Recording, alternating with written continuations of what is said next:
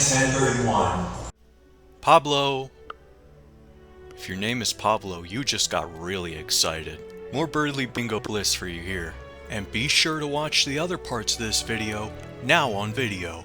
Seth is the brand spanking new character introduced in this chapter. What is their appeal? What is their moxie, if thy will? For those who have not played the game and have not seen them, like how they don't see the gay tension inherent in Susie's relationship with Noelle and Berdly. Well, they are a Berdly fan, as in a fan of Berdly well-endowed Masterlord, main character of Deltarune, that just so happens to partake in recreational 10:31. from time to time. Hold on, did I just say that? I did. That sounds like... And my neighbor called me crazy for thinking I'd be referenced in this chapter and breaking into his house. Well, Mr. I have a wife and kids, I was right, even if that was always obvious. You need more proof, you proof glutton? Well, how's about this for proof? Have not you noticed that Seth sounds exactly like my name, if my name sounded nothing like my name? Coincidence? No way! I rest my case on a bed of flowers. Berdly fan flowers, that is.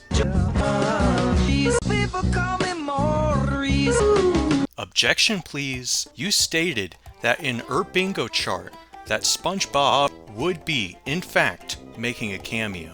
Well, yes, sir. Now I know what you're thinking, but I remind you that later in this, Akua holds Seashell. Who is she calling? Well, it's not Pelswick, I'll tell you that much. Okay. So Chris hit that Macarena pretty early in this chapter when all things are considered.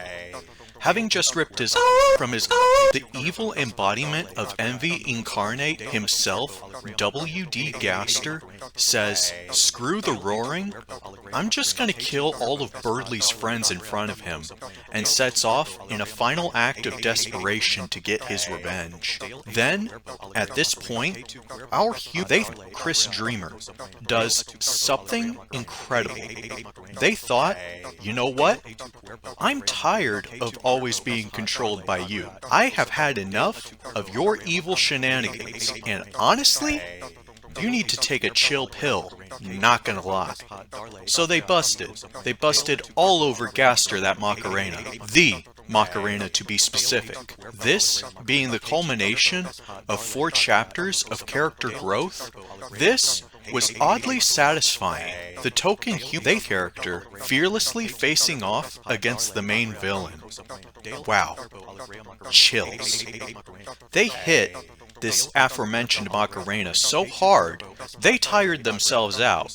No joke, just look at them here. Absolutely tuckered out. Honestly, good on them. This is such a wonderful thing they did. This and other things, like how they raised me up. They raised me up in England. They really are the MVP of this chapter, TBH. First, they made it into the kissing minigame despite the odds. Now, this. Give them a hand, everybody. They'll need it in the future. Berdly's parents were not revealed.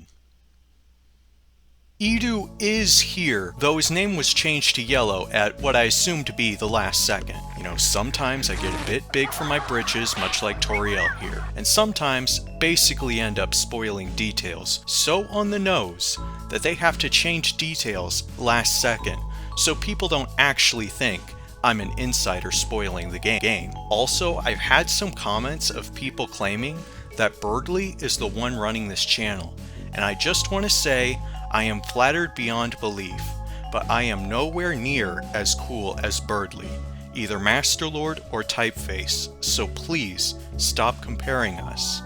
I am from the outer Berdlyverse. I am but an NPC in Berdly's story. So please stop comparing me to someone that cool. Why is the white purple? So, yeah. Berdly revealed to Susie that he knew the Dark World was never a dream. Chapter 4, Berdly had cheekily breaked the 4th wall to absolutely play with our balls, with the fact that he knows that we want to see him admit this fact. We have the payoff to that in this here chapter, yes.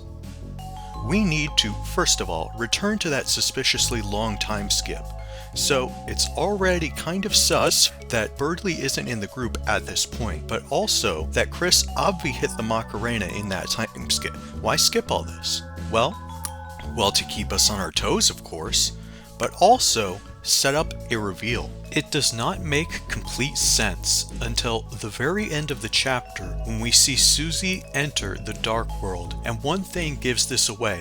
There is no Berdly room. Now, let's just think about this logically. It would make sense that she would make a room for Berdly, with their connection having grown deeper with each chapter. Berdly has high stats, a gay level of 9001 and Shashika Jetson.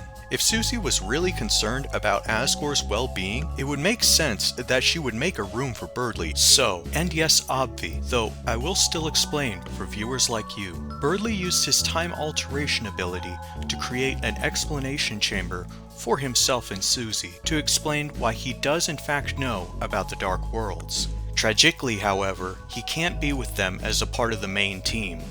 This makes sense because it makes obvious sense, and is tragic yet makes sense as well. Very sad Birdsey scene for real, and adds to Berdly's tragedy ever present throughout the franchise. Bring a tear container to contain your tears, because this minor detail about the ending will break your heart. At first, it seems like there was never a plan for a Berdly room, but if you look closely, it becomes clear that was never the case.